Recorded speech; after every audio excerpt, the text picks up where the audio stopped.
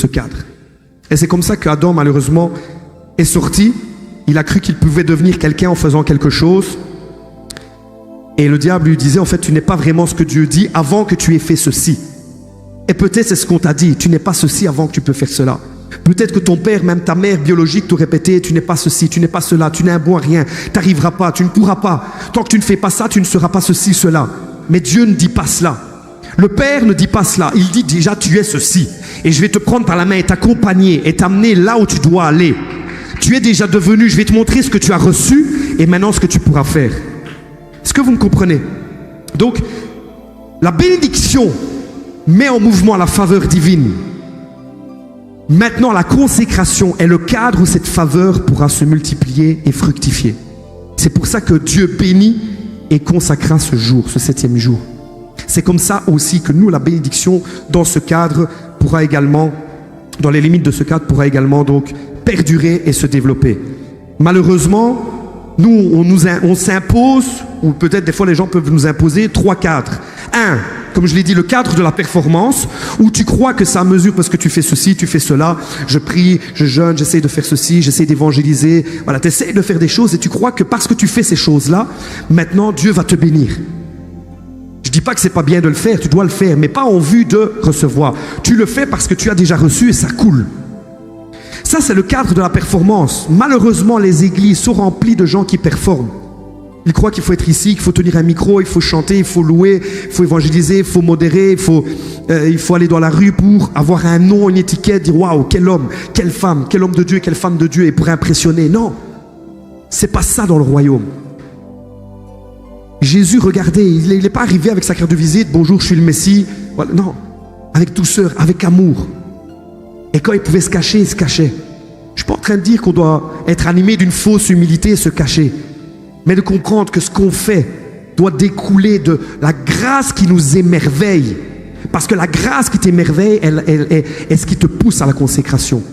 La grâce qui t'émerveille, c'est la consécration. La grâce qui t'émerveille est celle qui te conduit dans la véritable consécration.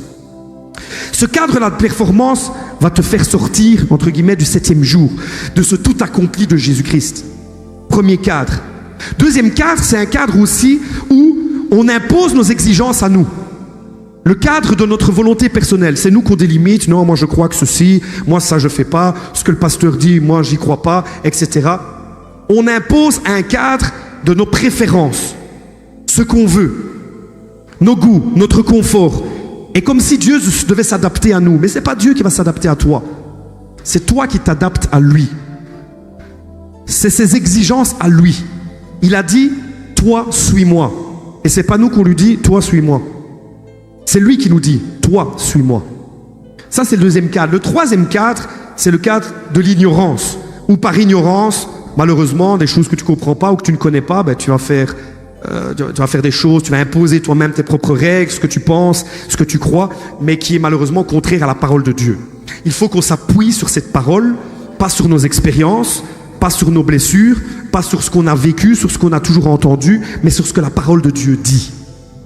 Amen. Sur ce que la parole de Dieu dit. Et donc aujourd'hui, je vais vous parler, c'est là que j'arrive, donc dans cette consécration, le thème, vous l'avez vu, consécration verticale et consécration horizontale. Si tu es prêt, dis je suis prêt. Dis-le bien fort. Donc, la consécration verticale, donc c'est Dieu envers nous, nous envers Dieu. La consécration verticale, donc comme j'ai dit hier, premièrement, c'est pas moi qui me consacre envers Dieu, c'est déjà lui-même Dieu qui a fait quelque chose pour nous. C'est Dieu qui me positionne. Cette initiative divine, c'est un positionnement. Dieu te place, Dieu te positionne. Dans ce 7e jour, Dieu te positionne en Christ. Et c'est à partir de là que tout va découler. Vous me suivez? Maintenant, en retour, en retour de cette adhésion à ce positionnement, c'est là que maintenant, moi, je vais faire les choses en fonction de ce que Dieu lui-même a fait pour moi. Et c'est comme ça que c'est comme si maintenant Dieu est le propriétaire de ma vie. Vous connaissez ce verset dans 1 Corinthiens qui dit que vous ne vous appartenez plus à vous-même, hein, on appartient à Dieu. Donc c'est lui, là je ne rentre pas dans tous ces détails parce que les prédicateurs avant en ont beaucoup parlé, c'est lui qui a l'exclusivité, ma vie lui appartient, ma bouche, mes mains, mon portefeuille, ce que je suis, ma maison, ma vie lui appartient. Ça, c'est mon retour. Parce qu'il m'a tellement donné. En retour, je veux lui donner. Et vous savez, des fois, les gens ont du mal. Ouais, mais non, je n'arrive pas à faire ceci, je n'arrive pas à faire cela. Ah, on m'a demandé de donner $100, on m'a demandé de donner $500. Ouais, c'est trop, il ne faut pas exagérer. C'est parce que tu n'as pas été émerveillé par la grâce que tu peux donner peu.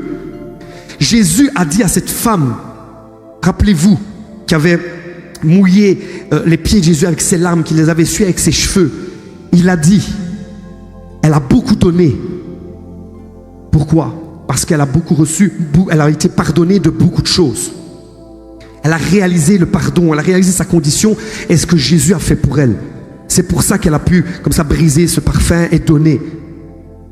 De nos jours aussi, c'est pareil. Vous savez, si par exemple, imagine, on enlève ton enfant, etc.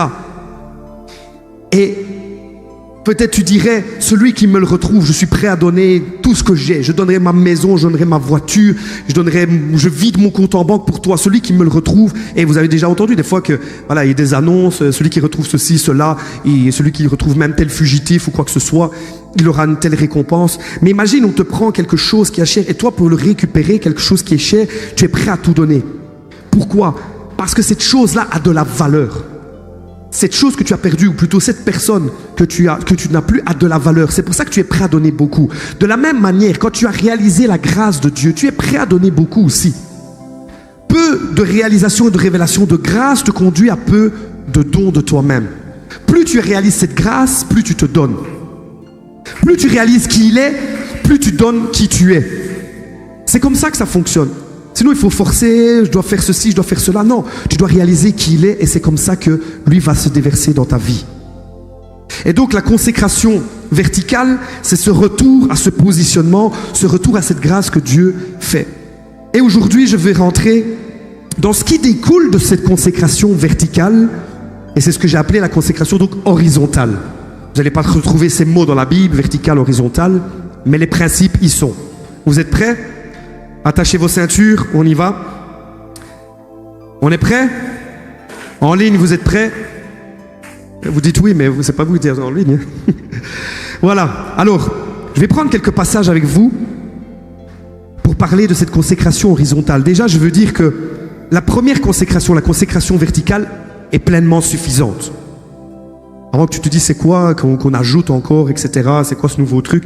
La première consécration est déjà suffisante. C'est la première et la plus importante. Paul va même dire, offrez vos corps comme un sacrifice vivant à Dieu, ce qui sera de votre part un culte raisonnable, un culte logique. Ça, l'offrande de nous-mêmes, c'est ça cette consécration de notre part, cette offrande à Dieu. Ok? Et là, il n'y a pas besoin d'intermédiaire humain dans cette consécration, il n'y a pas.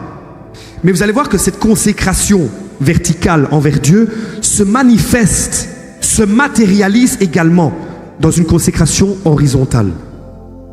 C'est là que je veux vous amener ce soir et on va prendre un passage dans 2 Corinthiens chapitre 8.